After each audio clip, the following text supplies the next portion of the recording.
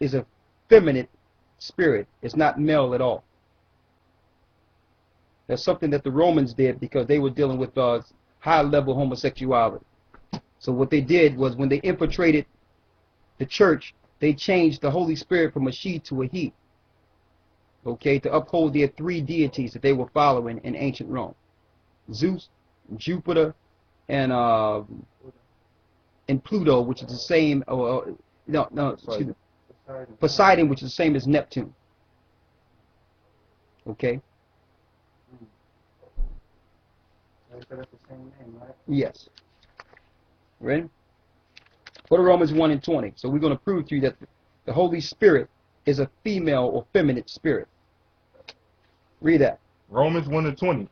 For the invisible things of him, from the creation of the world, are clearly seen, being understood by the things that are made. So the things of the invisible is clearly seen by the things that are made. Read. Even his eternal power in Godhead. Even his eternal power in Godhead. So if you want to know what's in the invisible, you have to see what's visible. The Most High said, male and female made he them. Read. So that they are without excuse. So they are without excuse. Now we can't have an excuse for a man to go with another man or a woman to go with another woman. The things that are made shows you the invisible. The Most High just didn't manifest this physical without a blueprint.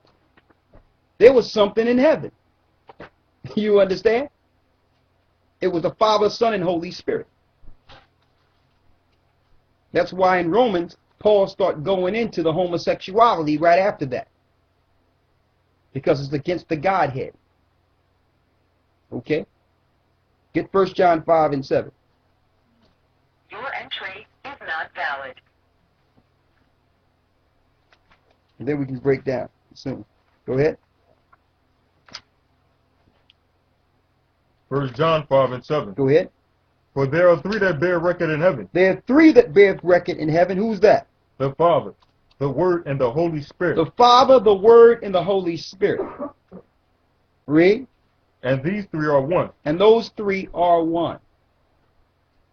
So it's not three males. It's the Father, the Holy Spirit, which is the feminine, and it's Christ, which is life that comes from those two spirits. He made male and female, and through them came what? Life.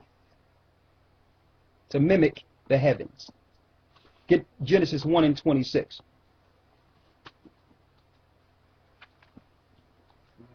Genesis 1 and 26. And God said, let us make man in our image. Now, you need to see this clearly. You really need to concentrate on this or you're going to lose it. And God said. Hold up. Let me sure. When people turn, you have to wait. Be a little patient with me.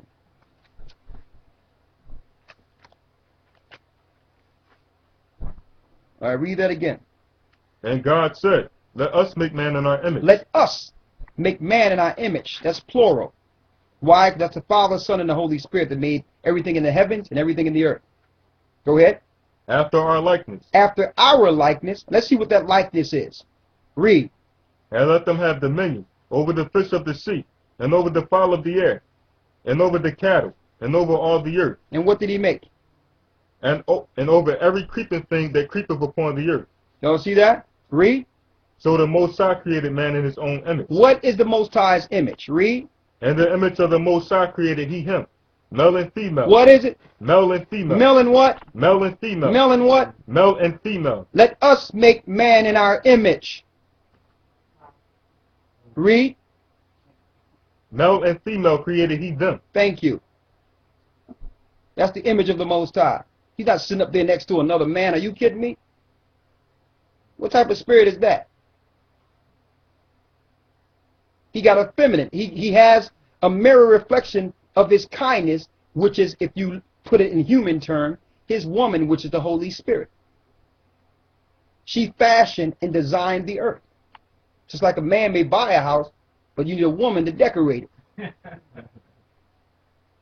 and put her touch on it.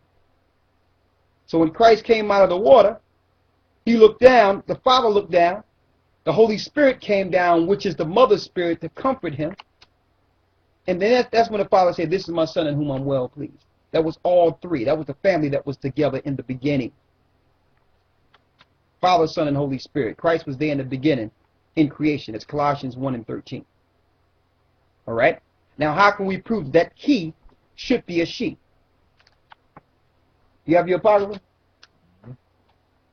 Go to Wisdom of Solomon 8 and read the first verse through the 5th verse. Wisdom of Solomon 8 and 1. Wisdom reaches from one end to another mightily. Wisdom reacheth from one end of the earth to the other mightily. Read.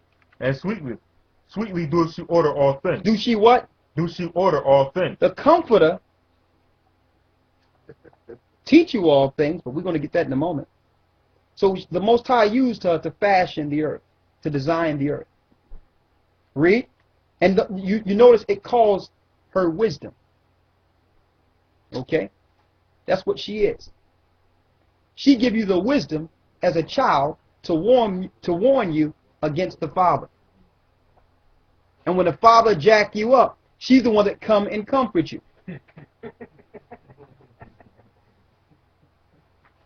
Read. Can I read 7:22 before that? Now there's a lot. I'm gonna get that too. We got all of them. All right, verse 2. I loved her and sought her out from my youth. I loved her and sought her out from my youth. Read on. I desired to make her my spouse. My what? My spouse. My spouse. Female. Read. And I was a lover of her beauty. Go ahead. And that she is conversant with the Most High. She's what? She's conversant with the Most High. How can she be conversant with the Most High if she's not sitting next to the throne? She conversates with the Most High. Wisdom is the Holy Spirit. We're going to prove that. Read. She magnifieth her nobility. Yes. Yea. The Lord of all things himself loved her. Say that.